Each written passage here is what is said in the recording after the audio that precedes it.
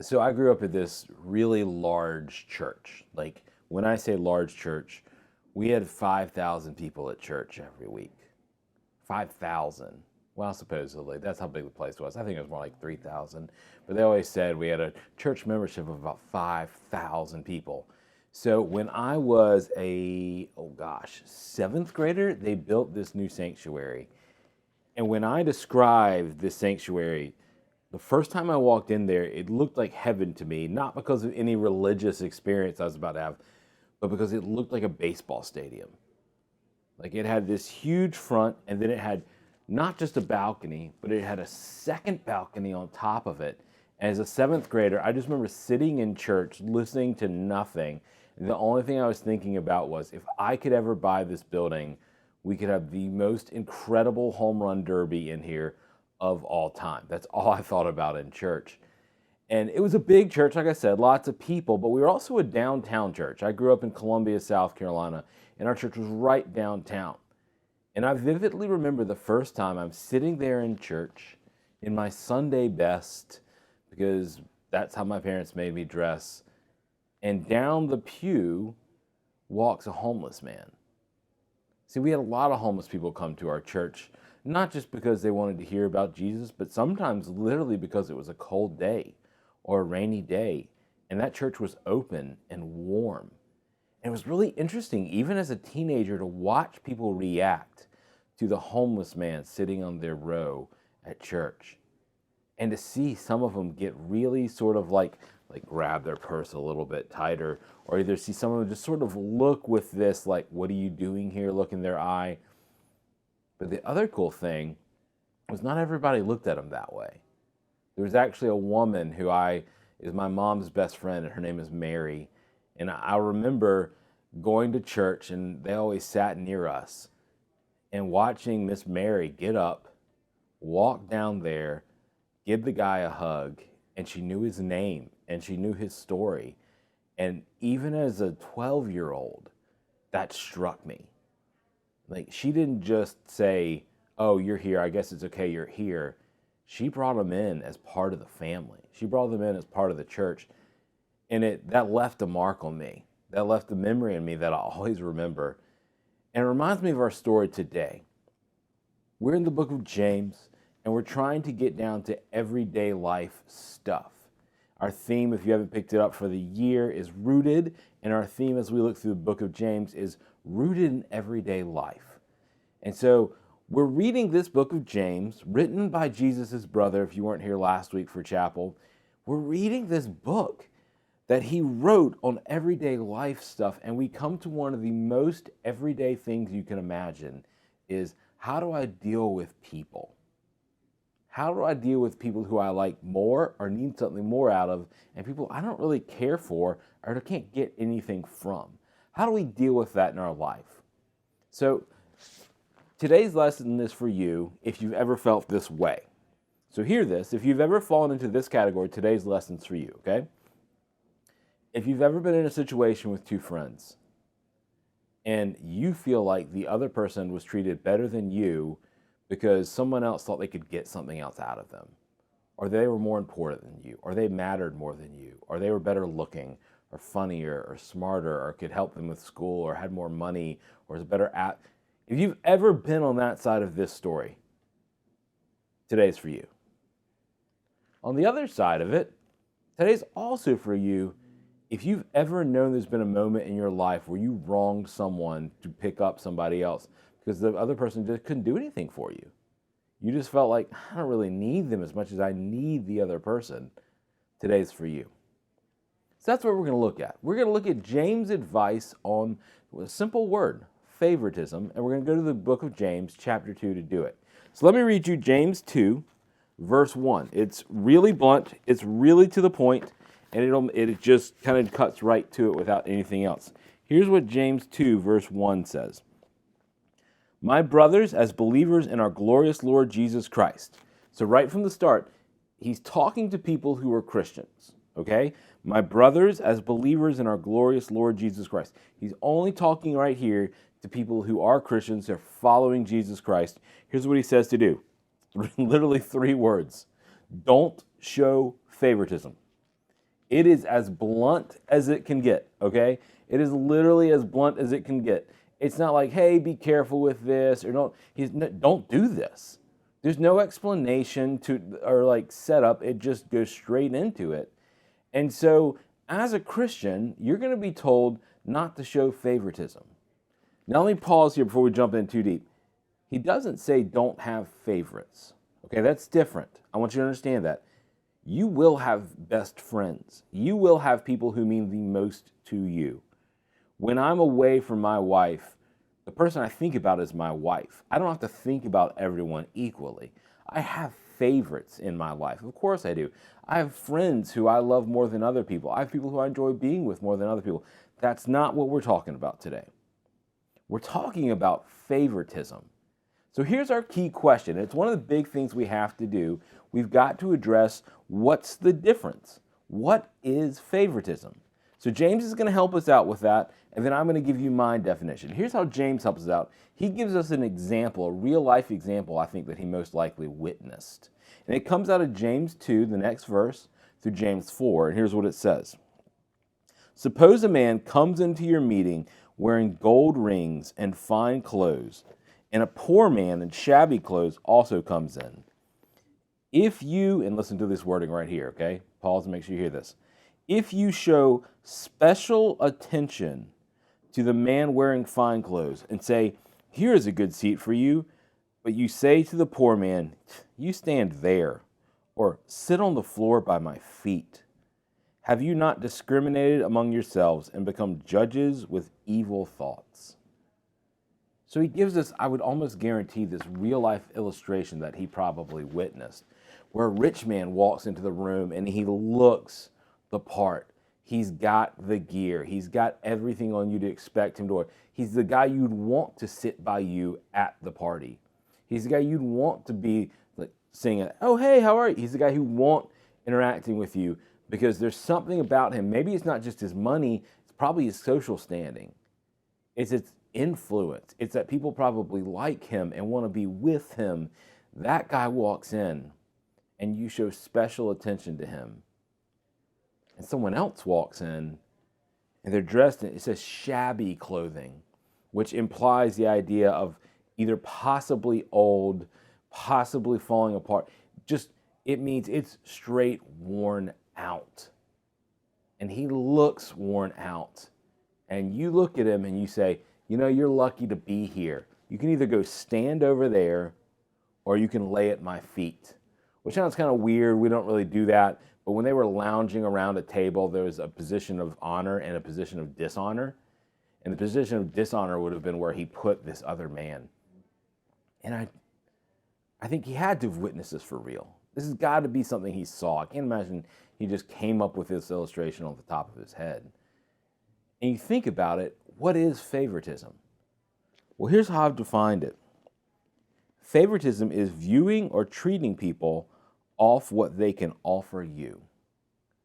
It's viewing people, their importance, who they are, what they matter for, and treating people off what they can offer you.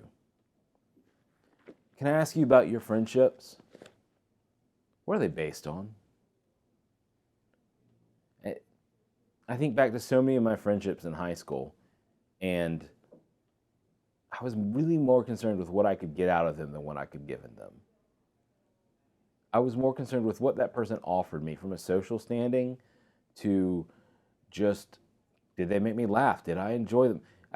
I was a user of people.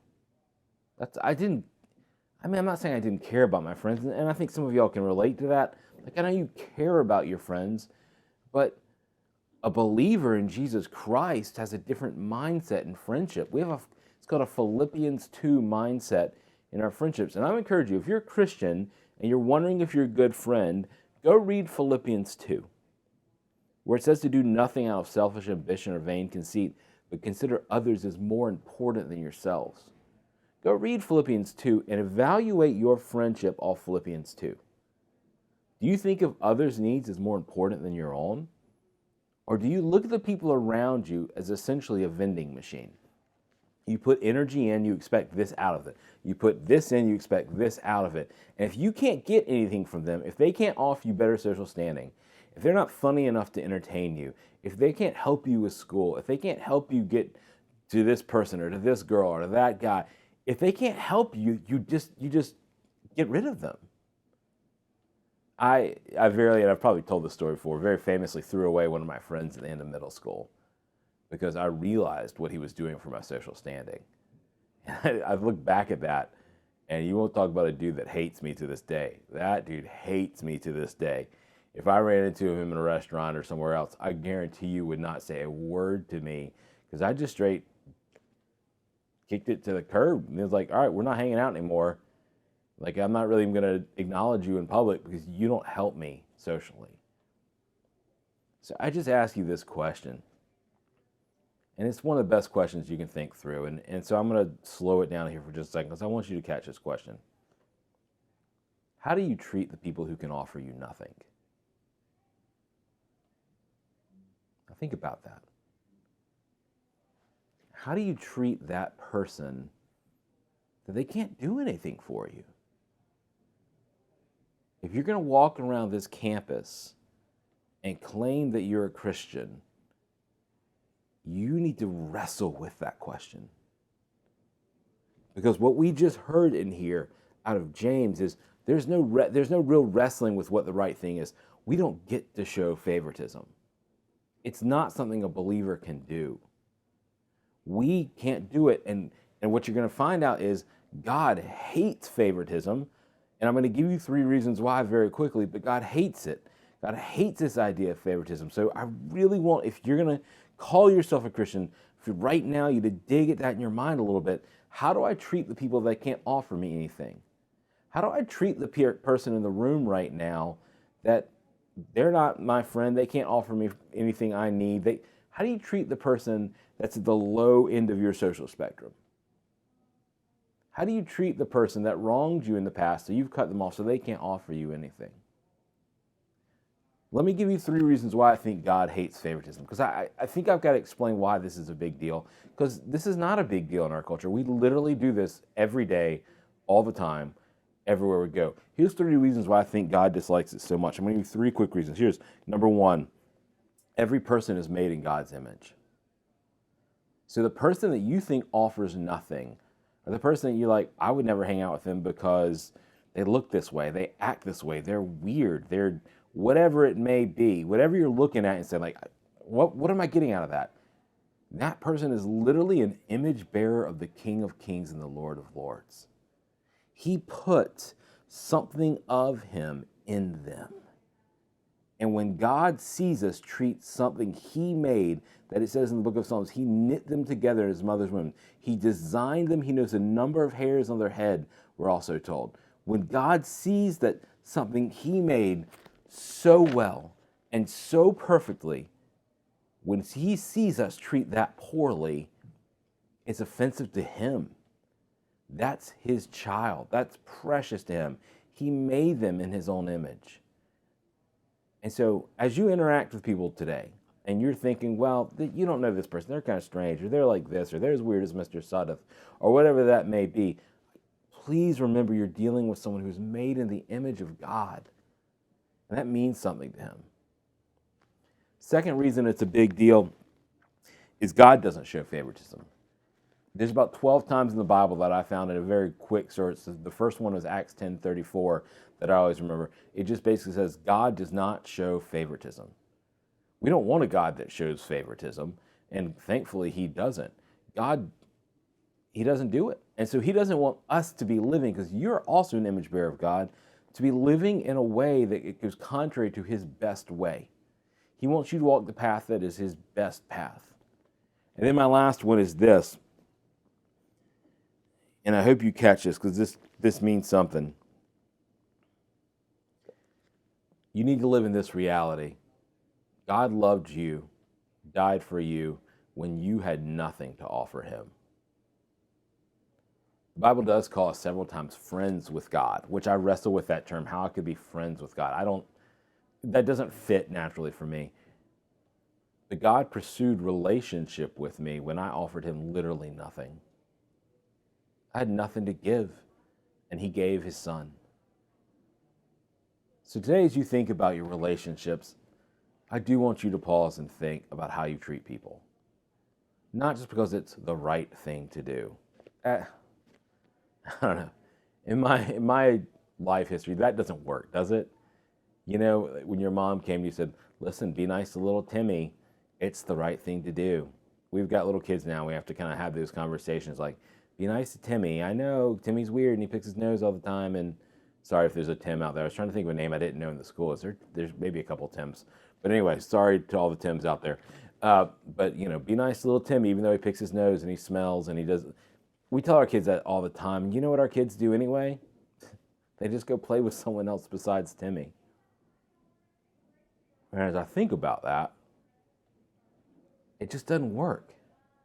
But if you can remember that the God of the universe pursued you when you had nothing to offer, and his request for you is for you to do the same, and that Jesus Christ came to this earth and died when you had nothing to give, that'll set a fire in you that will do the same. I told you at the beginning of this about a lady named Miss Mary. Miss Mary is one of my favorite people on the planet. Miss Mary would go over and, she talked to the homeless guys who were in our church. We have a good number of them in our church every week at my family's home. What I didn't tell you about Miss Mary is this. Miss Mary has 5 kids, all adopted, all out of foster care, all from the worst situations you could ever imagine. And when she did that, when she adopted 5 kids out of really tough situations in foster care, guess what she did every time to her house? She brought problem after problem after problem into her house because these kids have had the roughest stories. And she went for the ones with the roughest stories, and they had nothing to offer her. Do you want the greatest picture of Christ's love? It was Miss Mary. And as you think about who you are to the people in your life, I want you to walk away asking this question. Who am I to the people who can offer me the least? You want a good picture of your character? You want a good picture of how much God has changed you? That's a test you need to take for yourself. And if you look at that, and I don't want us to end on a negative, if you look at that and you're not happy with it, you don't have to stay there. It starts with one step. It starts with one conversation. And it starts with a prayer where you go to your God and say, God, I don't think I can do this on my own. And you have this amazing promised gift called the Holy Spirit, who is there for you and with you to help you live righteously. We're promised in the book of Peter that God has given us everything we need for life and godliness. He's given you that ability to not be just a person who doesn't show favoritism, but to someone who goes to people who can offer them nothing. Have a great day. Thanks.